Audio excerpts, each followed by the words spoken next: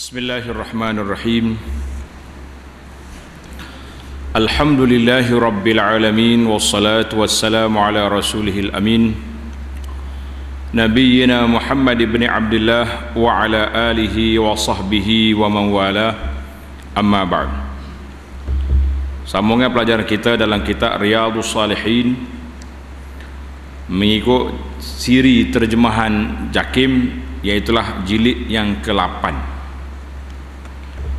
Kita sudah berada di bab Kitabul Mansurati wal Mulah, kitab-kitab yang mengumpulkan hadis yang pelbagai. Dalam bab ini persambungan perbincangan kita dalam hadis yang ke-54. Kalau nak kira keseluruhan hadis daripada awal, hadis yang ke-1861. Tulis nombor hadis daripada awal dia 1861. Jadi kalau kita beli kitab sebuah tu senang lah, 1861 kita boleh baca. Wa an Abi Zaidin Amr ibn Akhtab Al-Ansari radhiyallahu anhu qala Shalla bina Rasulullah sallallahu alaihi wasallam al-fajra wa sa'ida al-minbara fa khatabana hatta hadaratiz zuhr fa nazala fa shalla thumma sa'ida al-minbara fa khataba hatta hadaratil asra thumma nazala fa shalla thumma sa'ida al-minbara hatta gharabatis syams fa akhbarana ma kana wa ma huwa kainun fa a'lamuna ahfazuna, rawahu Muslim. Maksud hadis daripada Abu Zaid Amr bin Akhtab Al-Ansari radhiyallahu anhu katanya, Rasulullah sallallahu alaihi wasallam bersolat bersama kami semua solat subuh. Nabi kita solat subuh, lalu baginda naik ke atas mimbar, kemudian berkhutbah di hadapan kami semua sehinggalah sampai ke zuhur. Allahu Akbar. Berapa jam Nabi kita berkhutbah daripada zuhur, subuh sampai zuhur. Kemudian Nabi kita sallallahu alaihi wasallam nazala, turun daripada mimbar solat zuhur, terus solat. Lepas solat, seterusnya baginda naik semula ke atas mimbar dan terus berkhutbah sehingga masuk waktu asar. Kemudian baginda turun dan salat asar. Setelah selesai baginda naik semula ke atas mimbar sehingga terbenam matahari. Subhanallah. Nabi kita khutbah daripada subuh sampai maghrib.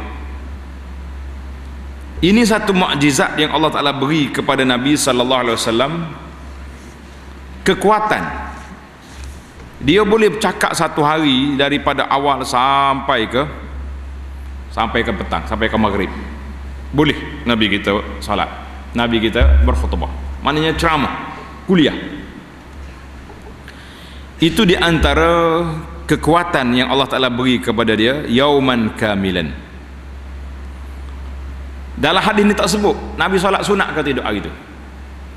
Sunat qabliyah, ba'diyah tak sebut. Turun mimbar solat, naik mimbar pula.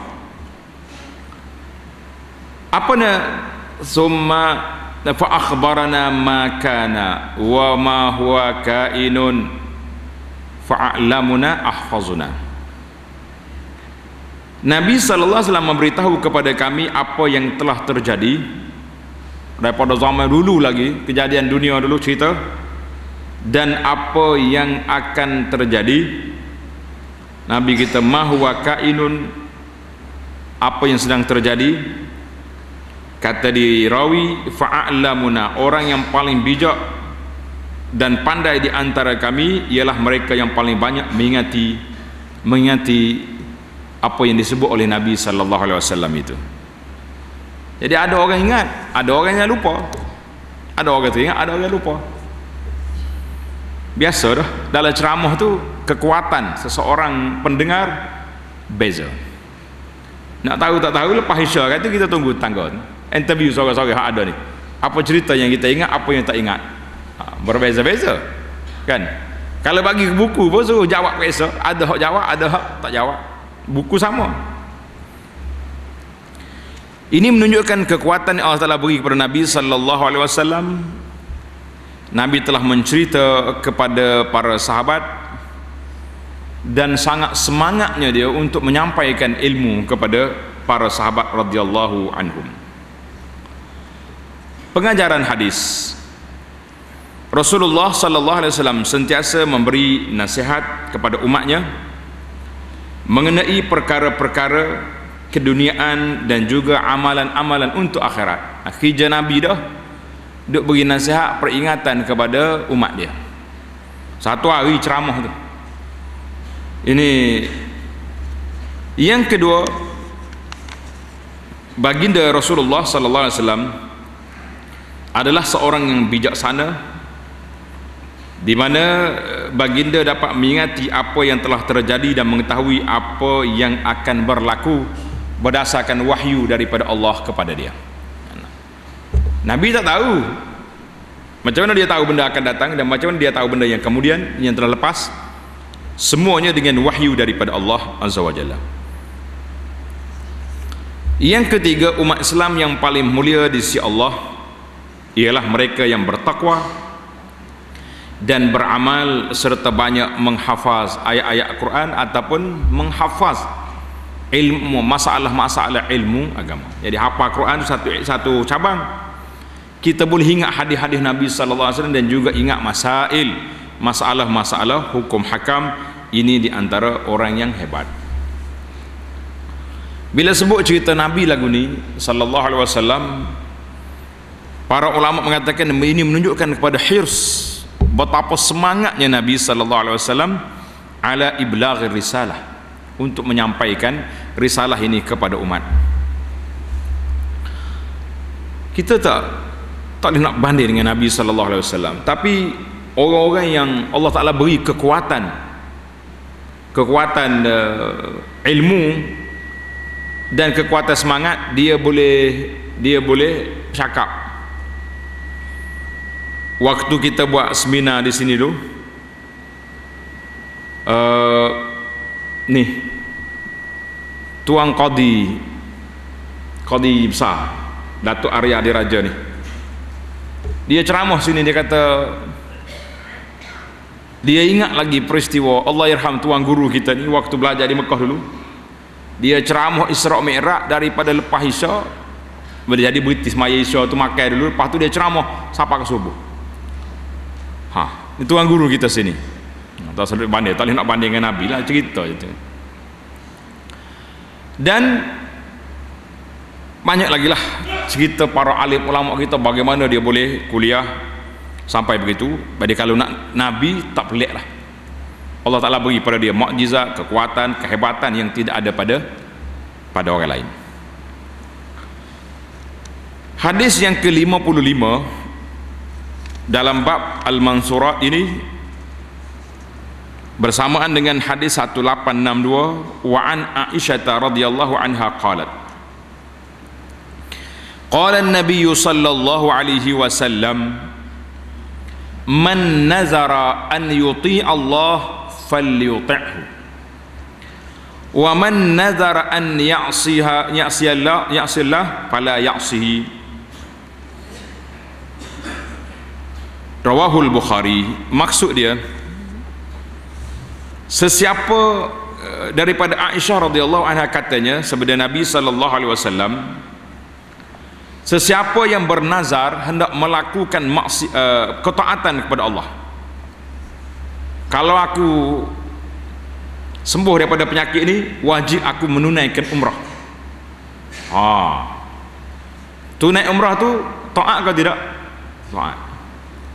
Sekiranya anak aku menghadapi peperiksaan ini dapat cemerlang, mumtaz, wajib kata aku puasa 5 hari. Wajib ke tidak? Wajib. Wajib ke atas aku beri makan sembelih seekor kambing, seekor unta. Itu semua nazar taat. Maka fal yuti'hu, hendaklah dia lakukan nazar, wajib dia kena buat. Wa man nazar an ya'sillah fala ya'sihi, siapa dia bernazar nak melakukan maksiat, jangan dia jangan buat. Ai guna tu Pak Haji tu sibuk nampak tu, saya silap oh ni, waktu sakit pun ni saya bernazar, sekiranya saya sembuh penyakit saya nak pergi disko. Nak pergi disko, wajib tak wajib dia kena pergi? Tak wajib, itu maksiat, tak payah pergi. Mengarut dia panggil lagu tu. Jadi ini maka orang yang menazar apa? Menazar maksiat tak payah dia buat. Siapa dia menazar betul-betul, bahkan kalau bernazar yang tak ada hijau tak payah buat. Contoh dia kata, aku ni kalau aku dapat apa-apa, aku nak berdiri tengah panas tu setengah hari. Berdiri dosa ke tak dosa? Tak dosa. Tapi tak ada faedah, so dia duduk lah, tak ada.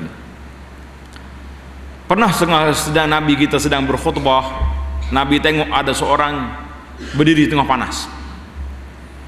Nabi kata, siapa berdiri itu? Sahabat-sahabat kata itu Abu Israil. Abu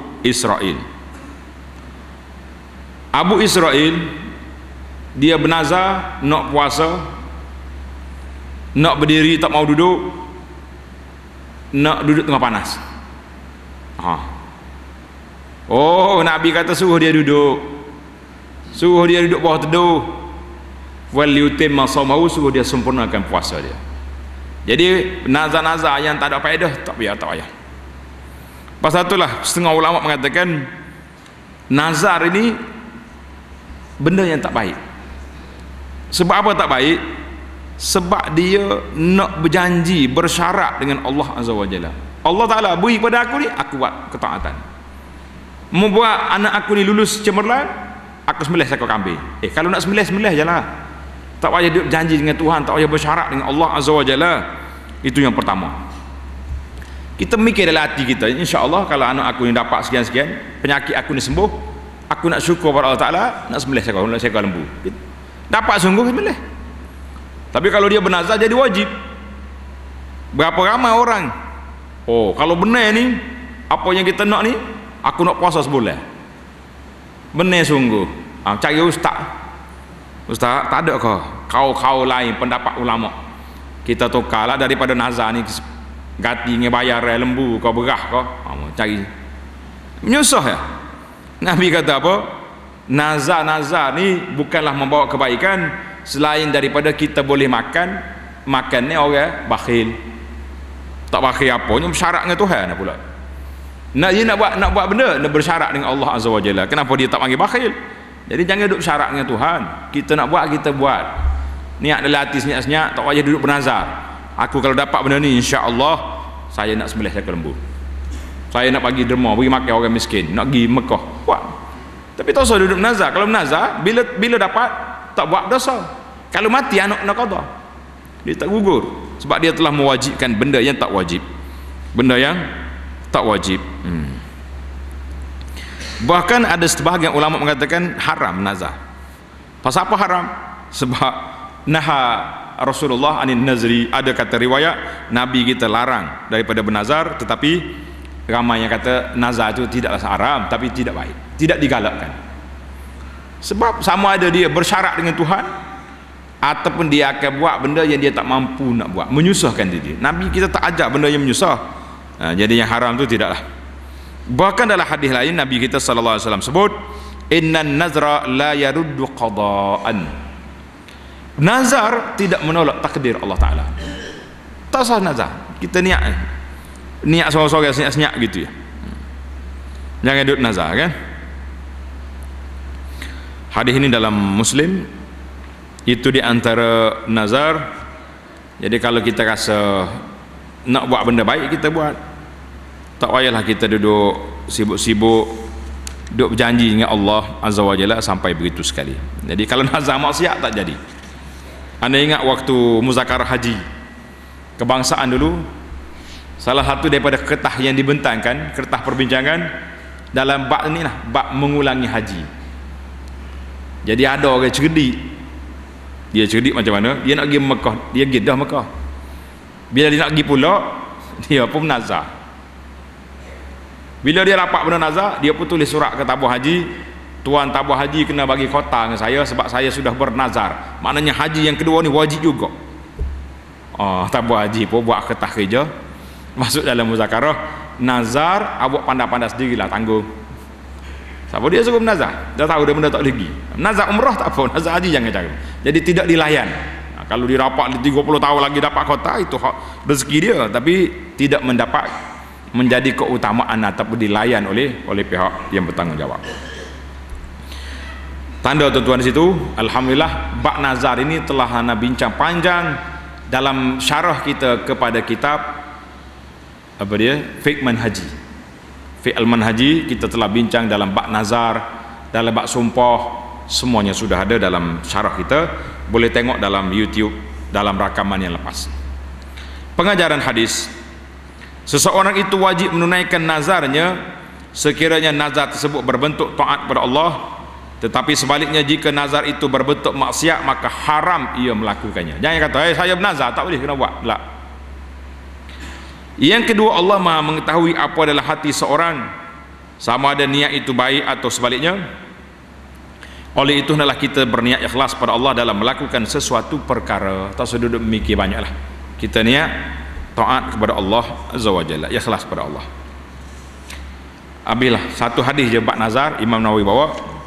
Kemudian kita berpindah kepada tulis tepi kitab tu hadis yang ke-56, yang ke-57 dalam bab Al-Mulah Al-Mansurah ini, iaitulah hadis tentang kelebihan bunuh cicak. Main cicak kita kali ini. Hadis yang ke-56 dalam Kitabul Mansurat, wa an Ummi Syarik radhiyallahu anha anna Rasulullah sallallahu alaihi wasallam amarha biqatlil awza wa qala kana yanfukhu ala Ibrahim, muttafaqun alaih.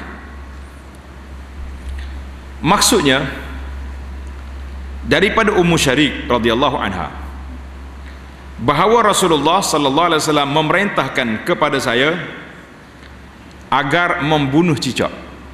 Banyak hijrah lagi kita kali ini kan, Nabi suruh bunuh cicak. Makna kerja bunuh cicak ni kerja yang baik. Kita kena ada jugalah tim bahagia bunuh cicak. Cicak ni kan duduk atas masjid, duduk cek-cek, duduk main sibuk, silap-silap duduk berok atas kepala orang kan.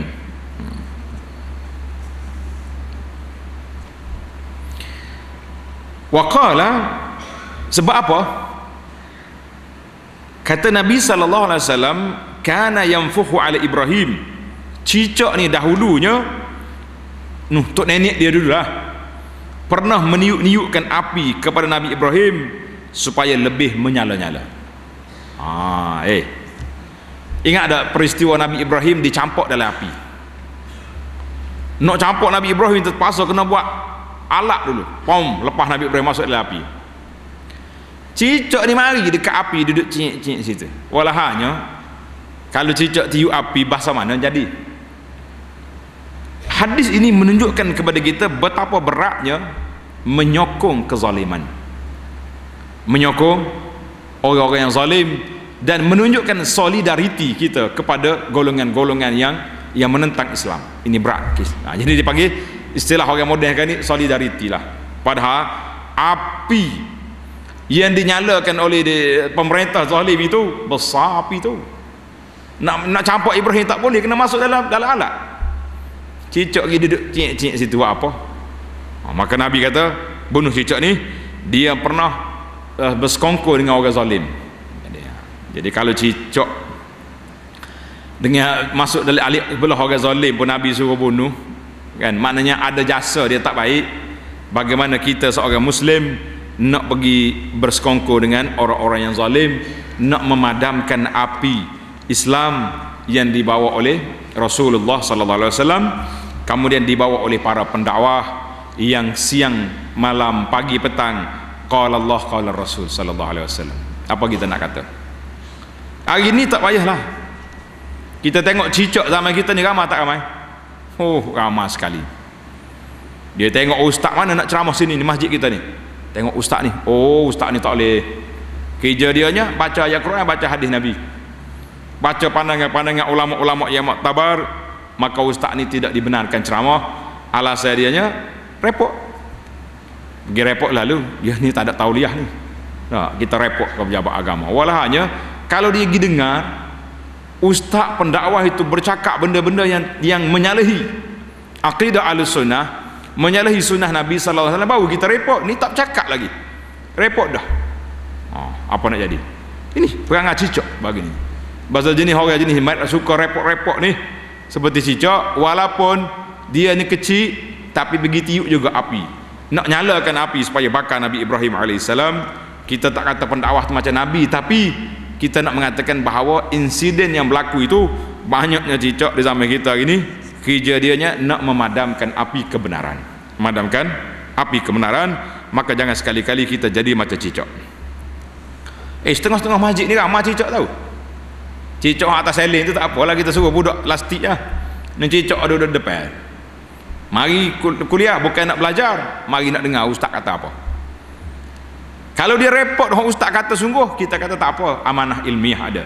Tak tahu aja dia cakap orang kawan itu tak kata. Ni nasallallahu as-salamah, maka kita panggil itu spesies cicak. Hadis yang ke-57.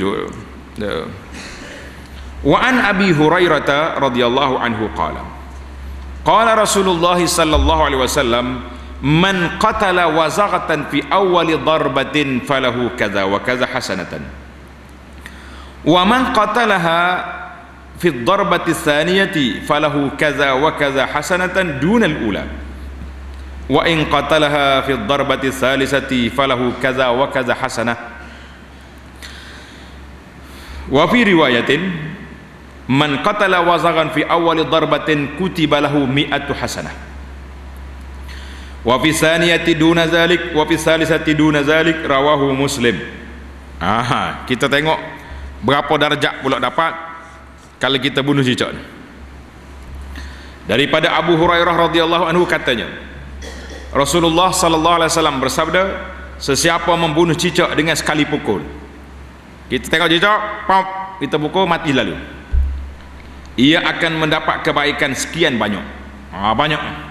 Tengok riwayat kedua kata 100 kebajikan. Pukul mati lalu boleh 100. Mi'atu hasanah.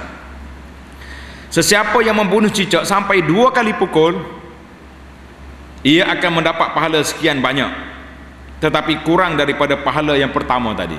Mana kalau yang pertama kita kata 100, yang kedua ni kurang 70, 60. Tak sebut dalam riwayat ni. Dan sekiranya ia mendapat membunuhnya pada pukulan yang ketiga, maka ia akan memperoleh pahala sekian banyak. Kurang adalah. Dalam riwayat lain disebut, siapa yang membunuh cicak pada pukulan yang pertama, maka dicatat baginya 100 kebaikan. Sekian-sekian tu, riwayat yang kedua ni menyebut 100 kebajikan.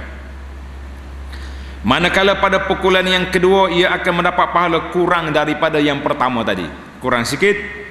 Sedangkan pada pukulan yang ketiga pahalanya kurang daripada pahala yang kedua, begitulah seterusnya. Begitulah seterusnya. Apa sebab? Kenapa sebab? Dalam kita ni sebut wa amma sabab. Kenapa pukul mati lalu 100, kemudian 2 kali 3 kali lagi kurang? Al maqsud bihi al has ala mubalaghah bi qatlihi. Kata di syarah hadis, maksud dianya galakkan supaya kita sungguh nak bunuh cicak, katak lalu, jangan nak main-main.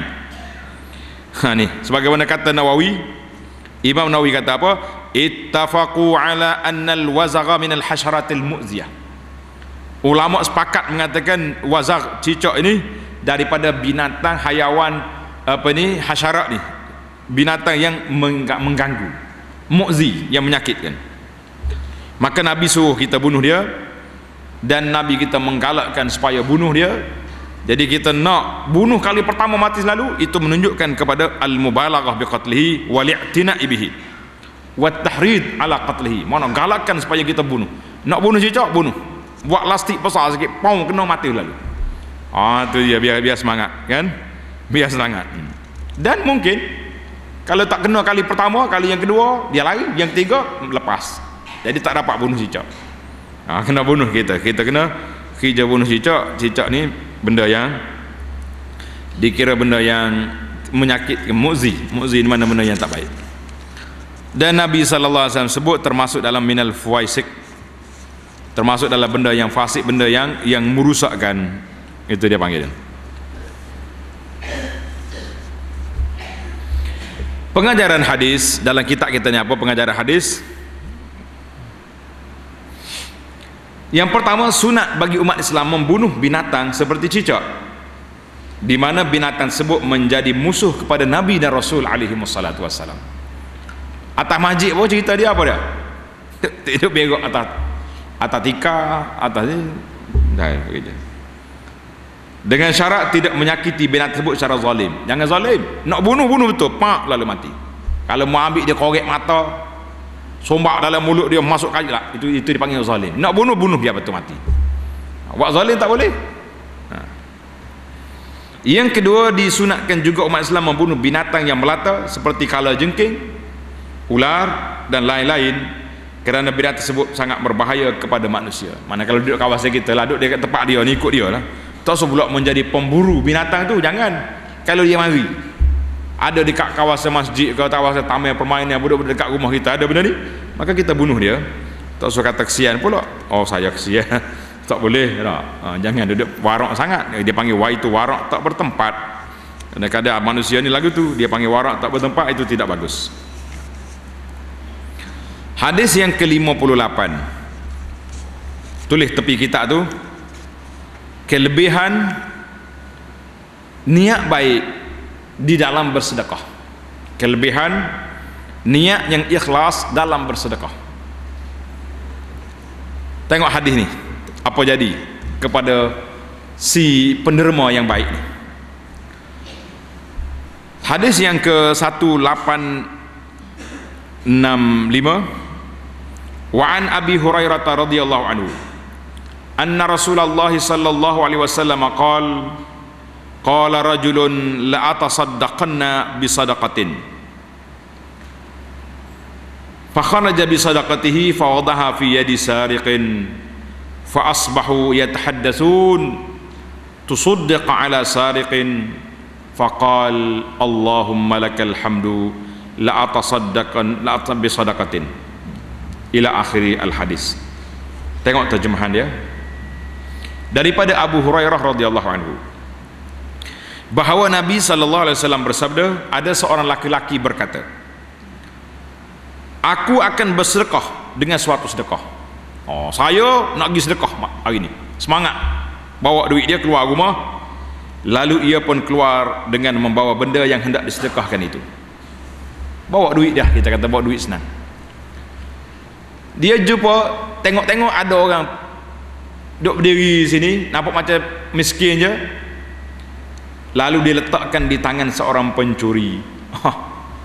Dia ingat orang miskin, dia pergi hola duit dia, kena kasih pencuri kawan tu. Di waktu pagi-pagi lagi, orang ramai bercakap mengenai hal tersebut. Orang duduk bincang, weh, sial kau pacik ni, pergi sedekah ke pencuri buat apa awak ni? Si penderma tadi jawab, dia kata apa? Allahumma lakal hamdu, ya Allah bagimulah segala pujian. Dia tak marah, tak kata sesat aku sedekah ke puak ni, jangan sedekah. Dia berjanji pula, la atasaddaqan nabi sadaqatin. Dia kata apa? Aku akan bersedekah lagi dengan sedekah lain pula. Biarlah waktu tak apa, boleh ke pencuri, ambil lah. Lalu ia pun keluar dengan membawa barang sedekahnya. Tengah malam dia keluar, lalu meletakkannya kepada seorang wanita penzina atau pelacur. Dia tengok ada budak perempuan tepi ni, ambil mek duit ni. Kena kau pelacur duduk menunggu pelanggan tepi jalan, dia ingat kau duduk minta sedekah. boleh. Pagi esoknya orang ramai bercakap-cakap mengenai perkara tersebut. Nyayo tu ayah tu pergi sedekah ke pelacur pula dah. La ilaha illallah. Bila dia dengar, dia pun jawab, Allahumma lakal hamdu, ya Allah segala puji bagimu ya Allah. Aku akan sedekah lagi malam ni. Tak perik dia. Tak kata kawasan ni bahaya, ada pencuri, ada pelacur. La ilaha illallah. Dia pun keluar dengan barang sedekahnya dan memberi pula. Jumpa tepi jalan, tengok orang, dia pun sedekah. Kena kau orang kaya, ambil pula si kaya ni pun tomoknya dia. Patut tak aku kaya, jangan sedekah saya lah, ambil juga. Pasal itulah orang kaya kau orang apa kau, kalau orang sedekah dia akan ambil. Kecuali orang kaya yang mempunyai jiwa yang baik, dia tak akan ambil kan. Kau ni ambil. Apa nak jadi? Orang pun cakap nah ya, sedekah semalam boleh kau orang kaya, tak siapa juga matlamat dia nak pergi bantu orang. Dia pun kata Allahumma lakal hamdu, ya Allah segala puji bagimu ya Allah. Nak kata apa? Dan juga seorang pelacur, ala sarikin wa ala zaniyatin wa ala ghina. Sekali wi kau pencuri, sekali kau penzina, sekali wi kau orang kaya. Macam mana aku ni? Kemudian datang ilham kepadanya dengan kata-kata yang demikian. Adapun segala sedekahmu kepada pencuri itu, orang bagi tahu pada dia, Tuan, kamu jangan susah hati. Sedekah yang kamu beri kepada pencuri, mudah-mudahan ia akan mendapat menahan diri daripada terus melakukan pencurian. Oleh kerana dia ada duit, dia tak curi dah lah. Dia tak mencuri dah lah, curi apa lagi, dia ada duit. Adapun sedekah kepada wanita pelacur itu pula akan mendapat menahan dirinya daripada terus melakukan perkara zina. Rupanya dia duduk melacur tu sebab tak ada duit, nak makan tak ada, dia jual dia, maka bolehkan dia ada duit, dia berhenti daripada zina. Sedangkan sedekah kamu kepada orang kaya itu akan beri pengajaran kepadanya supaya memberi sedekah atau pertolongan kepada orang lain. Dia ada sedekah orang kaya itu, boleh jadi orang kaya pemikir juga, aku ni kaya tapi tak rajin bagi sedekah, berasa nak sedekah juga, menggalakkan kawan tu. Daripada harta yang telah dikurniakan oleh Allah Azza wa Jalla. Lafaz ini diriwayat rawahul Bukhari bilafzi wa Muslim bimakna. Jadi hadis ini pengajaran kepada kita. Kita ni kadang-kadang mikir sangat. Tengok orang mari minta sedekah, dia ni tipu ni. Miskin sungguh kau tidak. Dia bukan sekat tak bagi, dia perli kawan tu pula. Bahasa malah ni malah kerja. Kena bagi-bagi je lah. Boleh jadi dia ada masyarakat tersendiri yang kita tak tahu. Kecuali kita tahu memang ini sindiket. Macam ada suruh budak-budak duduk kutip derma di tempat restoran, tepi kedai makan, duduk dekat stesen minyak, itu permainan tu, jangan bagi. Tak boleh nak bersangka baik lah tu. Sebab budak tu mari mana pukul 12 malam duduk tunggu di stesen minyak tu mari mana, kalau tidak ada ni ejen-ejen, ketua-ketua yang duduk hantar budak ni mari. Jadi kita tak boleh jadi tak cerdik sangat. Jangan. Pengajaran hadis, sedekah seorang itu adalah berdasarkan kepada niatnya. Dia niat baik, jatuh ke tangan siapa pun insya-Allah ada hikmat. Sama ada sedekah itu diberi kepada orang tidak berhak mendapatnya, kerana dengan berbuat demikian akan dapat mendidik orang-orang berkenaan bersifat dengan sifat-sifat mulia dan bertaubat dengan segala dosa-dosa yang telah mereka lakukan. Biar dia bertaubat. Yang kedua, sedekah yang paling afdal ialah kepada ahli keluarga yang paling rapat dan juga kepada sesiapa mereka yang berhak mendapat sedekah mengikut ketetapan syarak. Yang ketiga, setiap orang yang memberi sedekah pada orang lain akan tetap mendapat pahala walaupun yang menerima sedekah itu orang fasik, dengan syarat dilakukan dengan niat yang ikhlas pada Allah Azza wa Jalla. Dan kita tengok ada tanda-tanda nak berubah. Kalau kita kenal macam dia ni, dia beri malam dia tak kenal, dia tak tahu pun, dia niat ikhlas kerana Allah Ta'ala. Kalau kita tahu dah orang ni memang semaya tidak, puasa tidak, berapa dia pun tidak belaka, kali kalau kita bagi duit dia tanpa ada apa-apa dakwah, rugi. Tapi kalau kita berikan nak jinakkan dia, tak, kita beri dulu sebulan dua ni, bulan yang ketiga kita akan ajak dia pergi ke masjid solat, itu dia panggil strategi dakwah, itu boleh. Tapi kalau kita dia ni kalau bagi kabar-kabar kata orang rugi saja gitu, jangan, tak sorry ya. Kita berlaku kerugian. Kena ada juga teknik-teknik yang dakwah yang mesti kita kena belajar. Kalau tidak kita akan kerugian banyak peluang-peluang yang telah diberikan oleh Allah Azza wa Jalla. Subhanakallahumma wa bihamdika asyhadu an la ilaha illa anta astaghfiruka wa atubu ilaih. Wa sallallahu ala nabiyyina Muhammadin wa ala alihi wa sahbihi ajma'in walhamdulillahi rabbil alamin.